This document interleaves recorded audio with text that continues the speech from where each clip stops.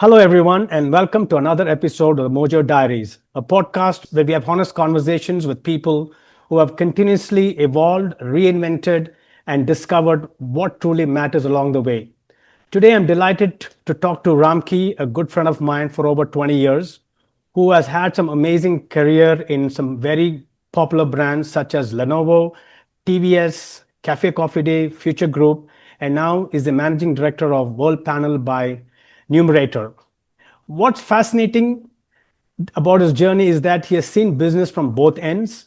First, building brands that consumers love, and today, helping businesses understand why consumers think, choose, and behave the way they do.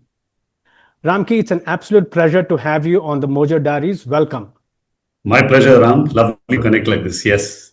Okay, we'll start. I usually start with like going back to the younger Ramki. So going back to the beginning, you know when you first started a career, to you what did success look like to the young Ramki? Just coming out of college, what did it look like? Yeah. So I would like to believe that the younger Ramki is the one you're looking at. Wow. But nevertheless, going back to the early parts of the career is what you mean. So if I look at actually, I've never been one who had a major plan as to I have to do step one, step two, step three, and reach this kind of thing. So for example, when I started working, for me, uh, the first step of success or first visibility of success for me was to have a two-wheeler of my own, a bike of my own. That was step one. That is success. When that happened, then somebody said house of your own. Then there was a phase in life when you measured success by the number of calls you get from placement consultants. Sorry. Oh, a lot of people are calling me, so I must be successful, kind of a thing. So that changed at that point of time. Then slowly from calls from consultants, it became, do people call me to use me at least as a bouncing board? This is happening. You think this is right, this is wrong, kind of thing. So that started feeling like success. Actually, to a large extent, that has stayed. I mean, to me, at the moment, if you ask me, success is when you are respected, you feel respected for what you have done in the past and what they think you can do in terms of them doing their work. Not even you going and doing it for them, but at least guiding, advising folks for what they are able to do, etc. So that's what it looks like to me for now. But at that point of time, it was very material to start with, and therefore it moved, it kept on moving. I mean, a bike to a car to a house to whatever else. So that's how it was early days. Yeah. So when you look back today and having gone through this wonderful journey, did you think that the younger Ramki got a few of these things wrong, or that was where it was? What do you think now, as if you were to define success today after being, having gone through this amazing career? Yeah. So I think the first thing that I got wrong was those material goalposts. So that's the first thing that I got wrong, in the sense that it feels like till you get there, it is a great thing to get. But once you get there, there's no great happiness or great sense of, oh, I got it kind of thing. Doesn't happen. It's on to the next one. It's not. Yeah. Then you move quickly on to the next one, etc. So, which is why I said, when you move to a stage or when you start valuing the fact that others are valuing you for what you are, then that's when you really feel like, okay, I'm not enough of having contributed to myself. I'm contributing to somebody else in their lives. That gives me a big success. The other thing, that's one thing definitely I did wrong. The second thing I probably did wrong, like all of us, we have made some very lousy decisions in our career, some great decisions as well. But I definitely don't think those lousy decisions need to be cursed or changed or anything like that, because there was a significant learning in those lousy decisions, which helped me perhaps take better decisions in the future. But all said and done, right through, I think one of the biggest successes that I've had is to build a great bunch of friends and professionals, much like people like you. That is what I value the most. Okay. So I think you kind of preempted my next question, about decisions. So every career, everyone makes those one or two decisions that they look back and, say, gee, that changed my trajectory. So what was that a decision or a couple of decisions that you made that kind of changed the trajectory of your career the most? So one is, I think I would certainly rate my joining TVS as one of those decisions. And the second was the Cafe Coffee. I'll explain each one of these to you. when I was about to join TVS, I moved from a very large organization, the Tata Group and things like that. And when I said I'm going to move to TVS, there were a lot of questions saying, "Do you want to get stuck into auto? Do you want to go into an organization which seemingly is very run like a family and stuff like that? Is that going to give you?" That was one. A lot of people asked me that question, but once I went in there, I realized the extent of professionalism that existed there. Number one. Number two, that's an organization which gave me a lot of space to make decisions which at that age nobody else would have given me. Like, for example, decisions to the extent of 50, 60 crores on day one you sign off as a young, let's say, somebody who's in early 30s.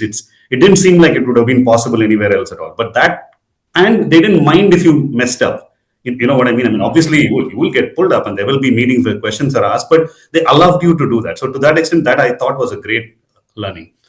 And in that organization, I got a flavor of multiple facets of the business. One is I've been a brand marketing guy for a long time, so brand marketing definitely. But it also gave me this ringside view of running the business. How does a dealership run? How does a dealer make money? So how do we help the dealer make money so that we make the money, kind of thing. So that is one part. Then the people aspect of it. How do we retain folks whom people see? Always the best people are the ones who are poached most easily.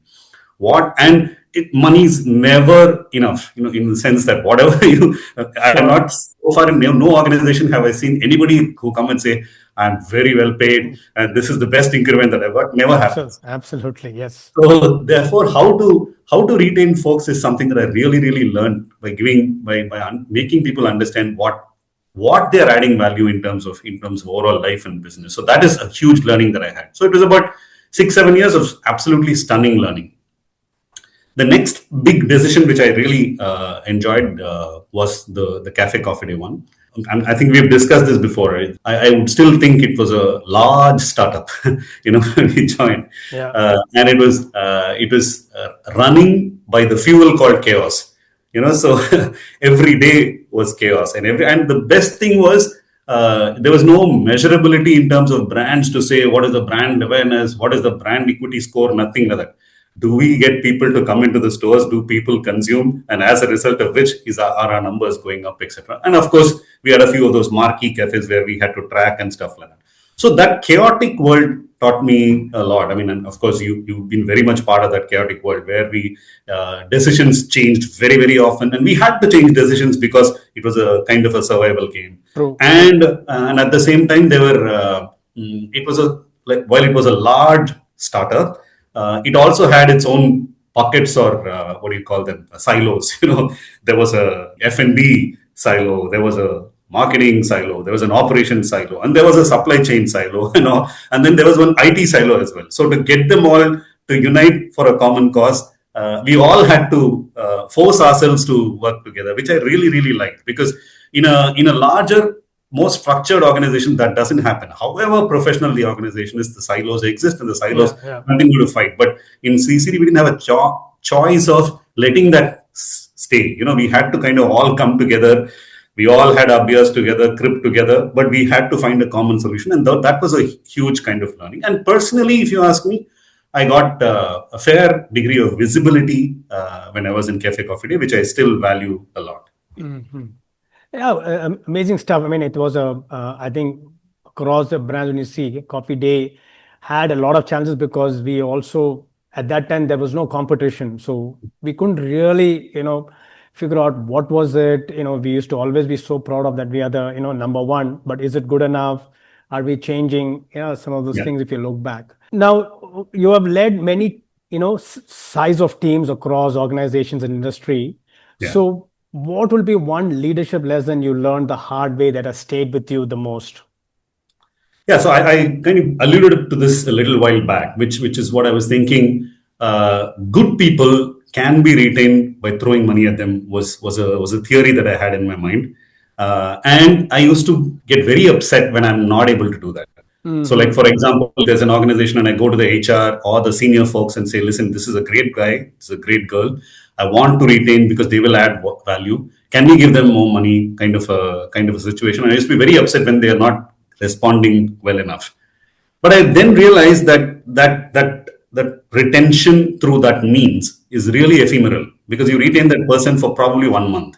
In 1 month, that is forgotten that actually we did a very big jump that person in relation to this. It's just forgotten in 1 month. After that, it's table stakes again, and the person can get other as well. So that is one huge learning, that there is no way in which you can retain people by paying them substantially more. The retention only happens by valuing people, and what I mean by valuing people is valuing them for what they are worth, what their ideas are, or what they contribute to you. And that is something many people, many organizations I see fail to do, including myself. There have been bosses who always said that, yeah, what you say may be right, but you know what, that's not how this industry works. That is a standard line which I detest to date. I mean, this is not how the cafe business works, or this is not how the auto industry works, so this is not how laptops sell. There's nothing like, there is no standard pattern to any of these things. There's the whole reason why you're bringing people who are different from you is so that they can give you a different point of view, and that different point of view needs to be valued. The day we start saying that I know this industry, I know this is what will work, and anyone coming in new will have to learn my way, then you're gone. So that's where, that is, I think, a huge learning, I would say, is something that has stuck with me for life. I fully agree with it. Yeah. Now let's make, from an expert lens that you've gone from building brands to understanding consumers, right? Yeah. And after all these years, Yeah. what's the biggest thing you've learned about people that surprised you? Yeah, so I think one big change that I had to do from moving from that side of the table to this side of the table was, one is it grounded my ego a lot. So when I was sitting on the other side of the table, I could choose when I meet people, I could choose whether I meet people, and if I do, how much time I give them or how much I listen to them. And there was always a mental hierarchy, which you may not exhibit, but it's there, right? Sure. But when you switch to the other side of the table, you're in a situation where you're asking for meetings and you don't get them, and when you get them, they get cancelled, pushed, shoved around, all those kind of things. So that grounding of the ego was a big learning that I had.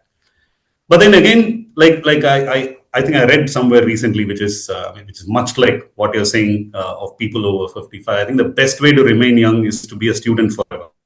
Learn something or the other, whether it's a language, whether it's some musical instrument, or whether you learn to do Sudoku, whatever. As long as you're a student forever, you remain young. So that kind of stuck to me. And one of the things that I learned in being this way is, why should the person on the other side of the table see you? If you're just going to them and say, you know what, this is how your business is done, they're not going to value you at all. You have to be able to tell them something which is different from what their hypothesis is. You can confirm their hypothesis, but is there something that they're not looking at about consumers itself, right? Then that makes a huge difference to them. So therefore, people, if they have to meet you, they have to hear something which they did not know, or hear something which is being looked at in a way that is different from the way they are looking at it. So that is what has given me a kind of a key to find people and make them give me meetings and opportunities to discuss. For that, I need to keep looking at the data. I need to keep looking at what is happening to say, can I find, is there a spark here which I can go and share, kind of thing. So that is something which is stuck with me, and that is what I think is keeping me learn constantly, keep looking at things to learn, etc. Yeah. Brilliant. You have worked with some iconic brands, right? What's one mistake you see business repeatedly make when trying to build a brand?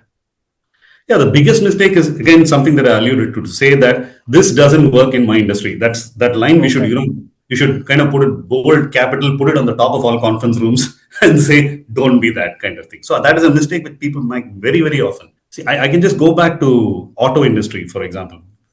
Auto industry is typically filled with engineers who are in love with their machines, who don't look beyond. I mean, the machine, road, speed, BHP, that's how they look at it. They don't. Sure. They kind of don't look at it as, but the consumer doesn't want this. That's not the way they look at it at all. For example, when we first said that, we need to have a digital presence for auto industry, they were like, who buys a car looking at a digital presence? You have to go and drive.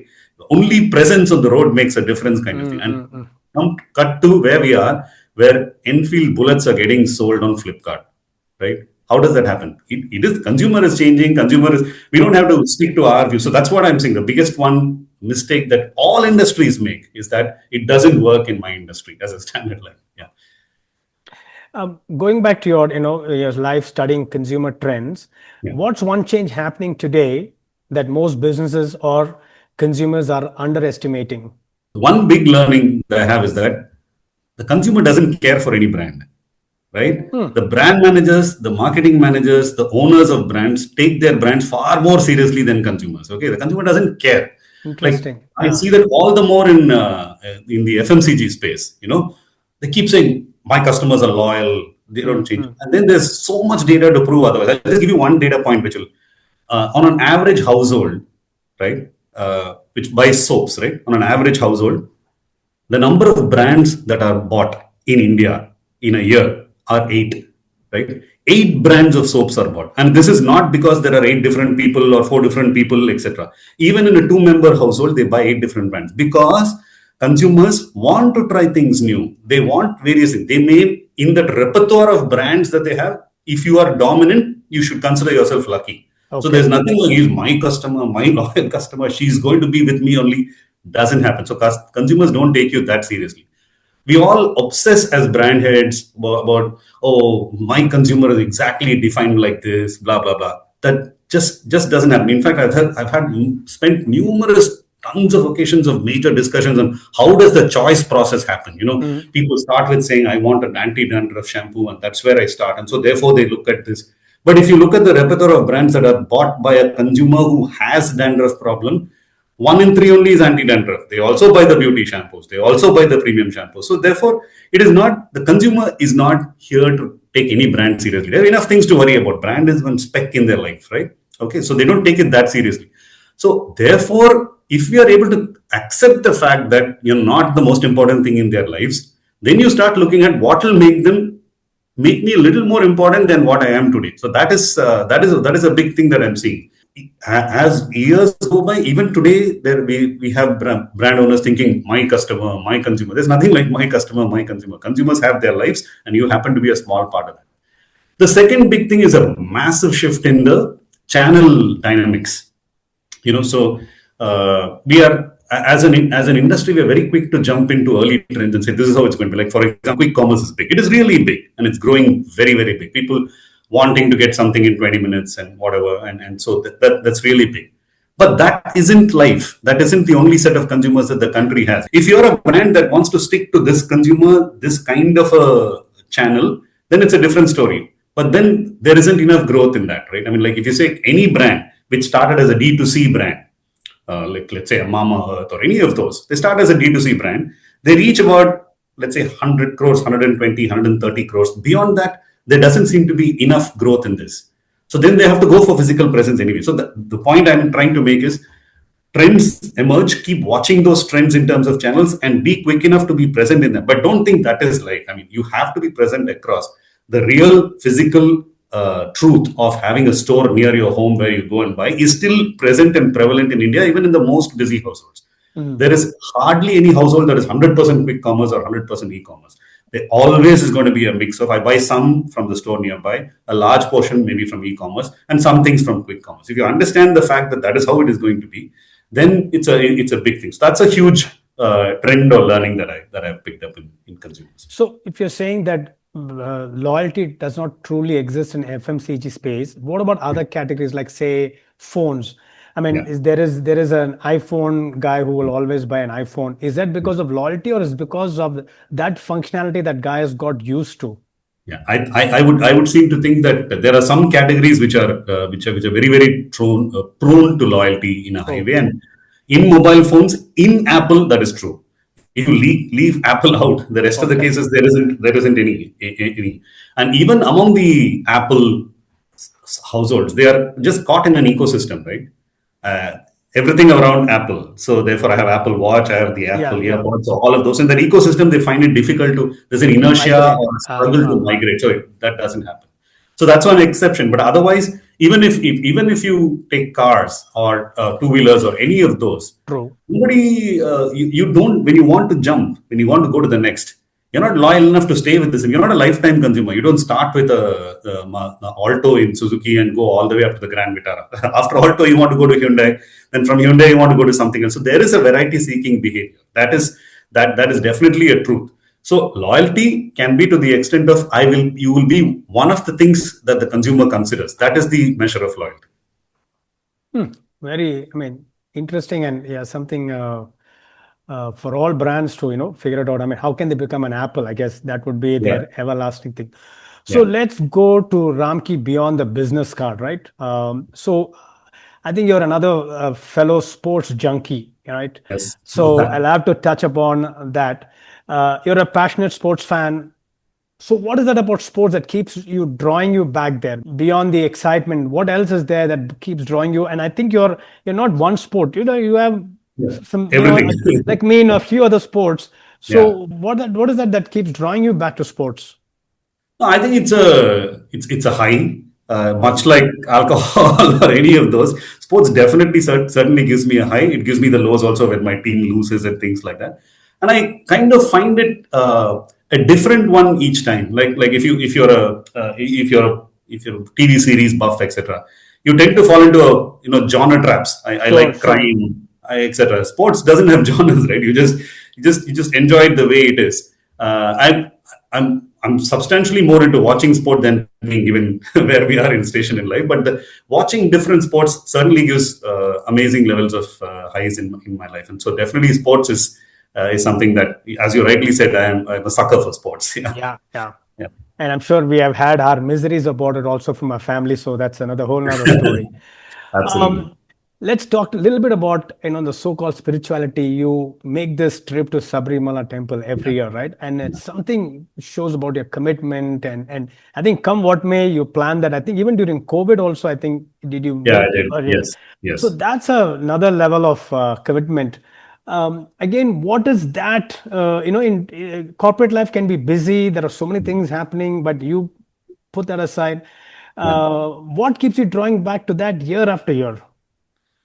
Yeah, so like any God-fearing person, there's a fear. So Okay. that let's leave that aside. That fear will be there. But more than that, I think in that particular trip that I make, and what happens is, all of us, when we reach certain stations in life, we get used to some people saying yes to us, or more people saying yes to us than no. That happens.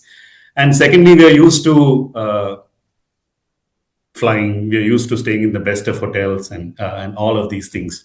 But in this trip, what happens is all the people that are in the trip are one, whether they are at the lowest level in the organization or whether they are high achievers, all Mm-hmm. tend to come as one group. So that is something that kind of pulls me, binds me down, grounds me to an extent. So that is something I like. And second is, I don't otherwise get to experience a second class compartment or a rundown hotel where you can just barely kind of shower kind of thing. So those are things which quickly help me be gratuitous about what I have. I mean, Yeah, yeah. we all have good lives, all said and done. Given the amount we crib, we still have very good lives, and that trip helps me be gratuitous about it, and that's why I keep doing it every year. I mean, but still, I think what is it about 20, more than 25 years? I don't know, Yeah, whatever. 27 years. Yeah, Oof, amazing stuff. Uh, the next is now it'll be a crime if I don't even touch this part. That's your fandom for Rajinikanth, right? yeah, yeah, And I'll have to give you the credit for turning me into some kind of a fan of Rajni. I mean, I've okay, heard of him, I've grown up. I was never a big fan, I've never seen his movies, but I think from the time those years we worked, that first day or talk about the movie, you have to see it. And yeah, I also got bitten by that bug, right, not to that extent, but now every movie, whether it's good, bad, or ugly, I have to see it. So I right, think you were one of the biggest reasons for that. Now I've seen this Rajinikanth fans, in normal life, they are some of the most amazing in their careers, but then in the movie theater, they turn into kids. Even in the US, I've seen people throw yeah, coins. yeah, What is that change? What is that? How does the change happen suddenly in front of Rajinikanth? You turn into a kid. yeah. How does that transform? Here you are in corporate life, leading big organizations, suddenly become a Rajini fan, and And you cannot, I mean, to whatever the stories, it's there, not there, it's unbelievable, but you still follow it. Yeah. How do you reconcile that? Yeah, so I mean, they say, there are three egos. You have your child ego, you have an adult ego, and you have an alter ego or whatever. So I think Rajinikanth is clearly child ego, and Child that's something ego. you want to lose, right? You want to retain that child ego, you want to retain that small bit of child in you. So it's pretty much like how people like Marvel. This is like Rajinikanth is the equivalent of Marvel to us. And second fact is that the life's journey he's been coming along, right? By the time I was in late school and college, he was already a very well established star, and so going along, and it has always been like a pilgrimage, like Sabarimala. It was like go on first day, you see it, you get awed by it, and then you don't evaluate, you don't logically break down the movie, nothing like that. You just enjoy the aura and come back. So it's like addressing that child ego and keeping it intact. That's all. Yeah. That's well put. I mean, the child ego. You're right. I mean, that's the apt word. The next is words of wisdom. And I say this is the 15-year letter. If you could write a short letter to the Ramki of 15 years back, what would you want him to know? Yeah, so one thing I would want him to know is definitely the goal. The goalposts in life cannot be defined by anything material, whether it's a house or a money. I mean, of course, money is. I'm not here to say that money is not important or super important. Money is important, but that doesn't kind of define a happiness quotient, or that doesn't define a goalpost. Saying my goalpost will be based on getting this much. That doesn't happen because that is a moving target all the time. That is something that I would write to the person. The second thing I would write to me myself will be to say, never fall into the trap of saying this doesn't work here.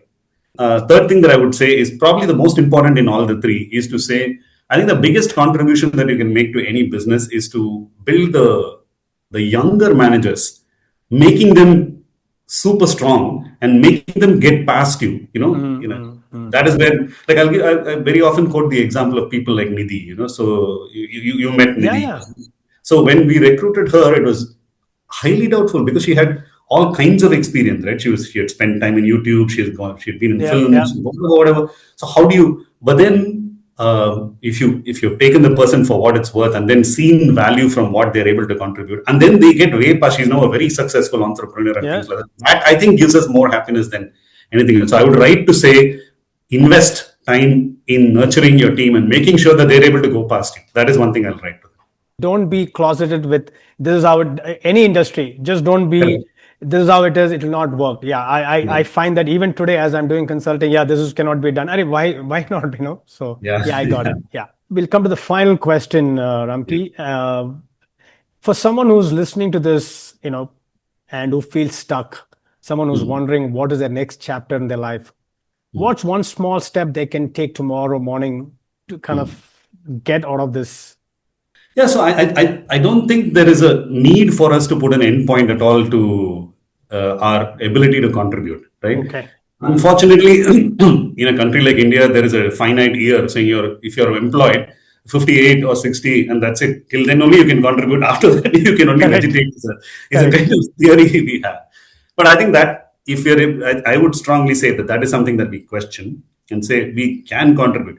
We may not be economically productive to ourselves. You know what I mean? Can we earn as much? May or may not happen. But we can be economically productive to others, and we can be economically productive to the world.